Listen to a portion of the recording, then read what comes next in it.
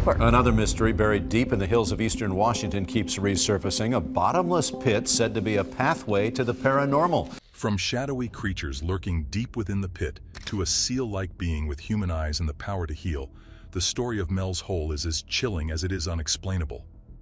What is Mel's Hole? In the quiet hills of eastern Washington, there's a story that sounds too strange to be real. It's about a mysterious hole known as Mel's Hole. This isn't just any hole in the ground. It's a place full of bizarre events and unexplained secrets. Mel's Hole is said to be a bottomless pit near the town of Ellensburg. The man who discovered it was Mel Waters. At first, it looked like a simple well or an old dumping site. People would throw all sorts of things into it, from broken machines to old tires. But no matter how much junk they tossed in, the hole never filled up. That got Mel wondering, how deep is this hole really? Weird things began happening around Mel's Hole. Mel's dogs refused to go near it. They acted scared and nervous. When Mel brought a radio near the pit, strange signals would interrupt the broadcast. It was like the hole gave off its own energy. Even stranger, when things were thrown into the hole, there was no sound, no thud, no echo, nothing. It was as if the items disappeared into thin air. Mel decided to investigate the hole himself. He used his fishing rod to try and measure how deep it went. Mel's Hole is a complex, very interesting mystery. He tied a weight to the end of the fishing line and lowered it down, but the line kept going and going. It seemed like there was no end. This made people believe the hole might be bottomless. Spreading the story. News of Mel's Hole spread quickly. Reporters and curious visitors wanted to see it for themselves. One news reporter, Denise Whitaker, traveled to the site to learn more. She and a group of researchers lowered a camera into the hole. What they found was so shocking that they didn't stay long. They felt something wasn't right and decided to leave the site quickly. Mel's Hole is about 9 feet wide and surrounded by a ring of stones. The first 15 feet are visible, but after that, there's only darkness. Even before Mel lived there, locals had used the hole as a dumping site. But no one ever figured out where the bottom was, or if there even was a bottom. Mel Waters was determined to figure out how deep this mysterious hole really was. He dropped a weight on a fishing line and kept unspooling. To his shock, even after using 4,500 feet of line, the weight still hadn't hit the bottom. The hole's true depth was a complete mystery. Mel didn't give up. He decided to try a different approach. This time, he tied a pack of Lifesavers candy to the line. He thought if there was water deep down, the candy would dissolve. But when he pulled the Lifesavers back up, they were still perfectly dry. I'm always open to the possibilities these things are true. Well, ever since I was a child, I've always believed that things are not what they seem. 2 miles down, and still no bottom. Mel kept going. He added more and more fishing line, lowering it into the dark pit. He used up almost 10,000 feet. That's nearly 2 miles. Still, there was no bottom. Mel didn't stop there. Over time, he lowered a total of 880,000 feet of line, about 166 miles. Yet, the hole seemed endless. As Mel did his experiments, he noticed something spooky. His dogs wanted nothing to do with the hole. They would pull back, dig their paws into the ground, and refuse to go near it. It was like they sensed danger. And it wasn't just Mel's dogs. The area around the hole was silent. No birds, no insects. It felt weirdly empty. Yet, birds flying above the hole didn't seem to care. The creepiest story of all. Mel's neighbors also noticed strange things. One neighbor shared a shocking tale. He had lost his dog and, feeling sad, threw the dog's body into the hole. But a few days later, he saw the same dog alive, running in the woods, wearing the same collar. When he called out to the dog, it acted like it didn't know him. It was as if the dog had come back from somewhere else. By 1997, Mel felt confused and overwhelmed. He didn't know what to do. There was one place where people talked about strange things, the radio show Coast to Coast AM with host Art Bell. The show was famous for discussing mysteries and the paranormal.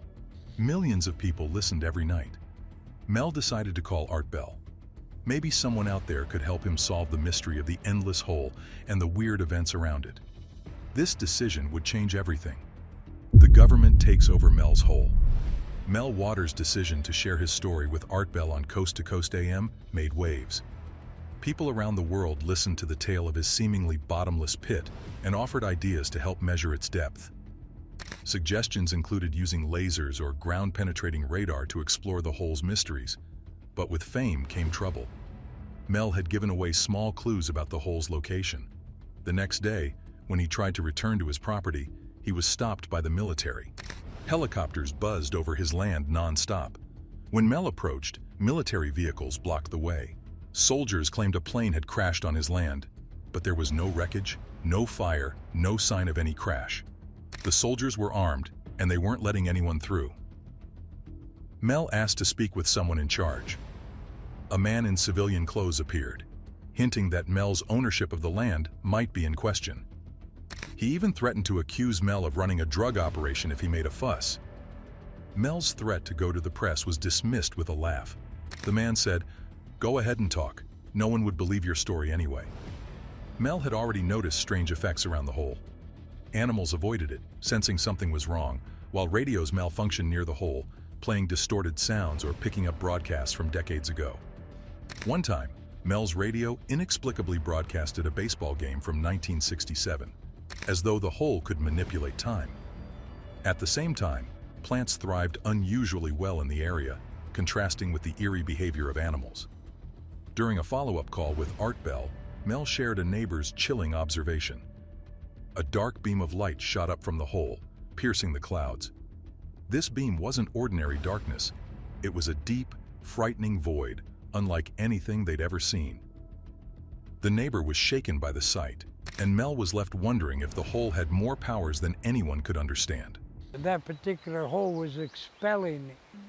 It's like flushing the toilet, but it blows it up into the sky. All of a sudden it looks like a black flashlight in the day. Art Bell's listeners noted that this part of Washington was known for strange phenomena. There were frequent reports of UFO sightings, disappearances of people and objects, and other paranormal events. The government's sudden involvement and these eerie stories deepened the mystery of Mel's hole. Was it a natural wonder, a portal, or something else entirely? The more Mel learned, the darker the mystery became. The mystery grows. People who listened to Mel's story on the radio had lots of wild ideas. Some thought the hole was on a ley line. A ley line is like an invisible energy path running across the earth. Others believed the hole was a gateway to another world, or even another time. They thought that anything tossed into the hole, garbage, broken items, or sadly, animals, might end up in some strange place far away. One caller even said the hole might lead to the hollow earth. This is an old idea that there's a whole world hidden inside our planet, like a giant underground cave. As Mel kept talking to Art Bell, more and more people shared their theories, but not everyone thought it was safe for Mel to keep talking. Some listeners warned him that the government might be listening too. They worried Mel was putting himself in danger. Mel's disappearance. Mel promised to return to the radio show with more news. But when the time came, he was gone. He didn't answer calls. He just vanished. Later, a TV crew went to Ellensburg to find the hole themselves. They found nothing. No hole. But there were signs the military had been there. Plans and papers made it clear. The area had been taken over. Years later, Mel said he was offered $3 million a year to let the government use his land. The catch? He had to leave the country and never come back. Mel took the money and moved to Australia for 2 years. But he missed his family. He decided to sneak back into the United States. Mel's return was risky. He wanted to share more of his story on Art Bell's show, but things got strange again. On the way to visit his nephew, Mel was on a bus. Suddenly, a fight broke out. The police came. Everyone had to switch to another bus. Then, out of nowhere, Mel blacked out. Mel woke up in an alley in San Francisco. He was confused and scared. He couldn't remember what happened. 12 days were just gone. His wallet was missing. His arm hurt badly. When he looked, he saw marks like someone had stuck needles in his arm. There were spots where tape had been, like from an IV tube. It got even stranger. Mel tasted blood in his mouth. When he checked, some of his back teeth were missing. He had no clue how that happened. Everything felt like a bad dream. Everything falls apart. Things only got worse. Mel never got back to his land. Instead, he got into trouble with the law. They claimed he built things like houses and roads, but Mel hadn't done any of that. The government had been using his land for 2 years. It didn't matter. Mel lost everything he owned. Then, just a couple of days after trying to reach Art Bell again, Mel found out all his money was gone from the bank. People started saying his story was a lie. They thought he made everything up. But Art Bell believed Mel's mystery was worth sharing and invited him back on the show. Mel revealed something interesting. A TV crew went to his land. They didn't find the hole, but they did find signs of military activity. Even stranger, airplanes were suddenly not allowed to fly over his land anymore. The no-fly zone kept getting bigger. People also noticed something odd on a satellite map website. The area around Mel's land showed up as a black square. It was like someone was hiding what was there. Some said Mel made up his story because of this black square. But the website didn't exist until 6 months after Mel's first call to Art Bell. He couldn't have known about it. Just when the mystery seemed unsolvable, a Native American tribe from Nevada contacted Mel. They had heard about his hole. They told him they were studying a bottomless hole of their own. A new mystery in Nevada. Mel was invited to Nevada by a Native American tribe and a group called the Bosque. They believed Mel could help solve a new mystery because of his experiences with his own hole. Before they trusted him completely, they had to be sure he wasn't working for anyone, like the government or the media. After clearing things up, Mel finally got to see the new hole. This hole was in a public area, not on tribal land. The Basque people, who came from the area between France and Spain, had lived there since the 1800s. They believed the hole was sacred and had been there for at least 200 years. It looked similar to Mel's first hole, about 9 feet across, but this one had a metal ring lining the inside. The metal was unusual, and when Mel touched it, it felt warm. Mel and the Basque group decided to try some experiments. They lowered a bucket of ice down the hole, about 1,000 feet deep. To compare, they kept some ice above ground. When the ice on top melted, they pulled the bucket back up. What they found was shocking. The ice from the hole didn't melt. It wasn't cold either. It was dry, almost like salt. Even stranger, when they tried to melt it with fire, it didn't melt. Instead, it caught on fire and kept burning for a long time, sometimes for months. They tried this experiment several times. Sometimes the ice melted normally, but other times, it turned into the weird flammable kind. Things were getting even more confusing. A sheep's strange reaction. The group thought about sending a person down the hole, but that idea was too dangerous. So, they decided to lower a sheep instead. The sheep seemed to sense something was wrong. It refused to go near the hole. It was scared as if it knew something bad was going to happen. After lowering a sheep in a box to a depth of 1,000 feet, Aspects of Mel's hole, paranormal aspects that make it intriguing. One of them is a supposed black beam that emits from the hole. something unsettling happened. A strange humming sound filled the air, and the atmosphere became heavy and otherworldly. When they finally pulled the sheep back up after about half an hour, it appeared to be dead. Upon further investigation, they made a horrifying discovery. When the Basque people, who had extensive knowledge of sheep, cut it open, they found the insides were like they'd been cooked. Worse still, a massive tumor had overtaken the sheep's body. But the nightmare didn't stop there. The tumor began to move. The creature within. When they cut open the tumor, they found something unimaginable. A creature that looked like a baby seal, but with an eerie twist. It was attached to the tumor by an umbilical cord, much like a fetus to its mother. Its eyes were unmistakably human. This creature seemed to be alive and aware of its surroundings. It moved towards the edge of the table, as if drawn to the hole. Despite its slimy and strangely storm-scented form, Mel picked it up and placed it near the hole. For hours, they watched each other in a surreal standoff. Then, with one final look, the creature leapt back into the darkness below. Before his journey to Nevada, Mel had been diagnosed with terminal throat cancer. His prognosis was grim, and he was running out of time. Yet, after his encounter with the strange, seal-like creature, Mel experienced a miraculous recovery. His cancer was gone, and he felt healthier than ever. He believed that this otherworldly being had somehow cured him. As Mel shared his incredible story on the Coast to Coast radio show, a chilling warning was issued to listeners. The location of Mel's hole was real and accessible. However, venturing there could lead to unexplained disappearances or terrifying consequences. The burning ice incident. Later, Mel returned to Coast with more bizarre stories. After the experiments with the burning ice, a member of the Basque community took a chunk of it home to keep his cabin warm. What followed was an event more unpredictable than anything they'd imagined. This ice defied all logic, creating a flame that never went out, burning for months without diminishing. However, its fire had an eerie side effect. It absorbed all the moisture in the air. This made the cabin environment unbearably dry, causing the residents' skin to crack and had to deal with constant thirst. Even basic tasks like boiling water became bizarre.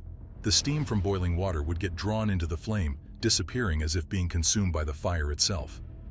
The wood stove, continuously heated by this unnatural ice, eventually fell through the floor as though the ground beneath it could no longer bear its presence. Rather than repairing it properly, they patched the hole and kept using the strange heat source. The cabin's collapse. Weeks later, the weirdness intensified. The entire cabin disintegrated into dust, seemingly collapsing under an invisible force. When the cabin owner returned with his brother, they discovered the stove now sat 5 feet below ground level, as if a new miniature version of Mel's hole had formed beneath it. The ground around this pit was perfectly smooth. Retrieving the stove took extraordinary effort, requiring a crane to lift it out of the newly formed chasm. The Basque community believed this phenomenon was deeply tied to the seal-like creature they had encountered earlier. To them, this being was more than just a bizarre anomaly.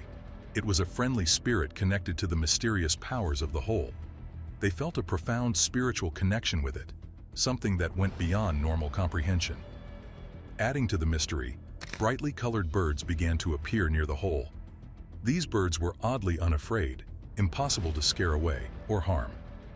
The Basque took them as signs of the seal's presence and a blessing from the mysterious energies emanating from the hole. The strangest revelation came when the Basque people claimed that the seal creature had found a way to communicate with them. This communication didn't happen through speech, but through a series of beeps and clicks broadcasted over the radio. They believed these sounds carried messages of warning about the dangerous burning ice.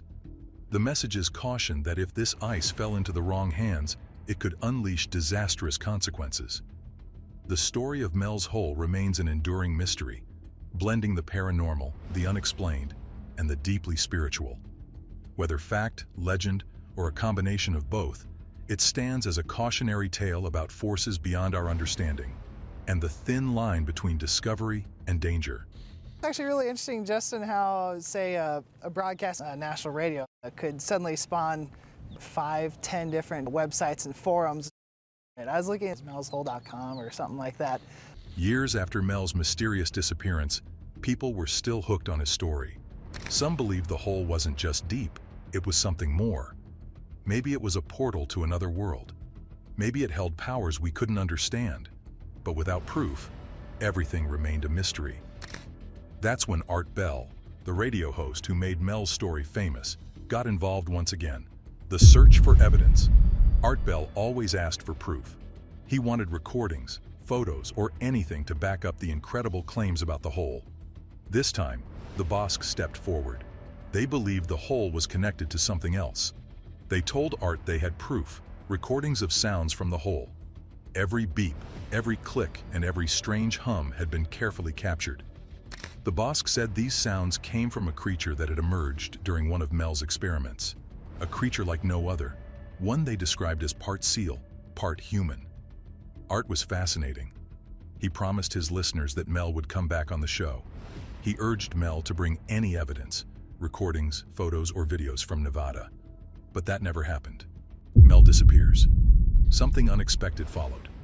Mel suddenly stopped talking to Art. He didn't answer calls or messages. Then, one day, his phone line went completely dead. No one knew where he was or what had happened to him. For 5 years, the story of Mel's hole faded into quiet whispers.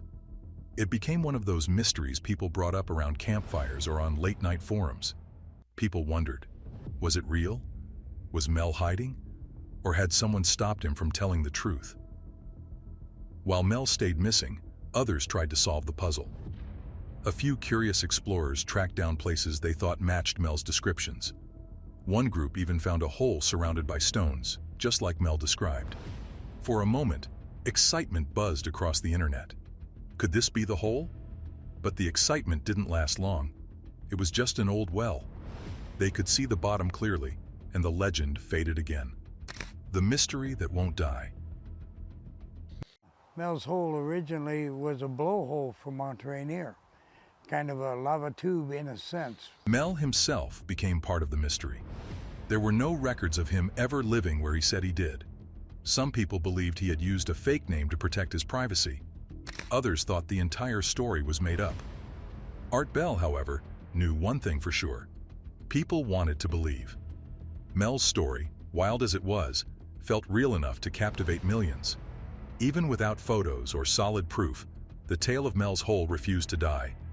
No matter how strange things got, beeping radios, endless pits, or seal-like creatures, it all came back to the same question. What was really at the bottom of Mel's Hole?